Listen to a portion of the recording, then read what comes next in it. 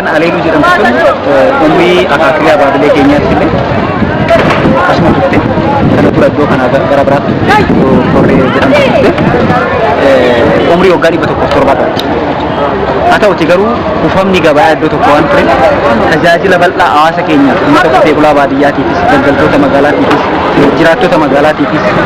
warra hojii hin qabne kan hojjetee jiraatu magaala keenya keessa kan jiruufis haalli mijaa'aa waan hin uumamne tajaajila kana fakkaatu. Seenaa ganda Aleeluu kana wajjin wal qabsiifnee yeroo ilaallu immoo yeroo dheeraadhaaf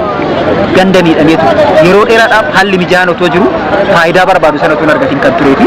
haala saayitii magaala keenyaatiinis yeroo ilaallu saayitiin gandi amma iddoo nuti dhaabannee jiru iddoodhuma gabaati. Saayit pilaanii magaala keenya keessatti iddoowwan biraa itti kan hin qabatin rakkoo kan uumaa ture ta'uu isaatii fi haala qabatama isaatiinis kan kaasnu yoo ta'e ganda kana keessatti uummata 30,000 oltu jira. Hawaashoo ganda uummata 40 oltu jira. Abboostoo uummata 23 oltu jira. Ganda Kidaboqqee gara uummata 36 oltu jira. Akka magaala keenyaatti gabaan jiru garuu gabaadhuma tokko qofa. Kun rakkoo hawaasa keenyaa ta'aa qonnaan bulaan keenya jiraataan keenya bakka bakka oomisha isaa yeroo filatu rakkoo isa qunnamaa ture. Kana hiikuu keessatti kallattii hundaan kallattii arfaniin gabaan akka mijatu ta'uun isaa faayidaa uummanni keenya barbaadu sana akka argatu kan godhu ta'uu isaatiiti. Keessattuu ganda Aleeluu kana yeroo kaallu uummanni kooriidarii gara qorreerraa caffaa guutarraa cululirraa gubbaa gadi dhufuu fi karaa gadaanuu kanarraa dhufu obeensoo jalurraa kan dhufu haguuggataa qunxarraa qulirraa kan dhufu kuyyana dabalatee kan dhufu sarara jigeessarraa kan dhufu hundi balaa tiraafikaatiif otoo cinqabii otoo rakkatin otoo miidhan karaa gaarii ta'een gara gabaa kanaatti dhufuu danda'a. Kanaaf jiddugalli kun jiddugala olaanaa akka magaala keenyaatti gabaa mijaa'aa ta'uu danda'u fi hojii dhabaan baay'een illee nyaatee jiraachaa kan ittiin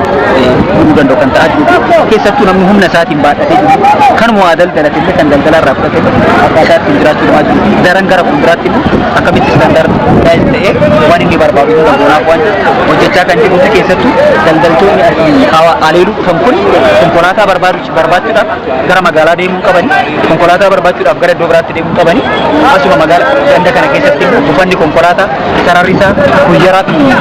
nageellee du'aas dabalatee gara fuulduraatti akkaataan cimaa deemu hin hojjenne jennee akka abbaa ta'ee geejjiba bulchiinsa magaalaatti buufanni konkolaataa tokko isaatti kan banamaa jirudha. Inni gaafa bana daran naannoon kun kan guddatu ta'uu isaa kana qofa odoo hin ta'in manneen jireenyaaf kanaan dura turan gara daldalaatti akkaataan ittiin jijjiiramu qabuu fi saayid isaa kunillee naannoon kun uummanni kun jijjiirama qabatama akka magaalaatti keessatti kan guddatuu fi infraastiraakcheriin asii ganda kana keessatti yeroo dheeraa akka komiitti ka'aa ture innis hawaataan gabaa kana wajjin guddachaa deema jennee kan laallu waan ta'eef bu'aa akka waliinitti argamee fi tajaajila uummanni keenya nurraa barbaadu gaafii uummanni keenya yeroo dheeraadhaaf nu gaafachaa ture deebisuu keessatti hammam satisfaakshiniin akka dhufuu danda'uu fi waan uummanni nu gaafate yoo deebine jenne bu'aa uummanni argachuu danda'u kan namatti agarsiisu. Baay'ee gaarii.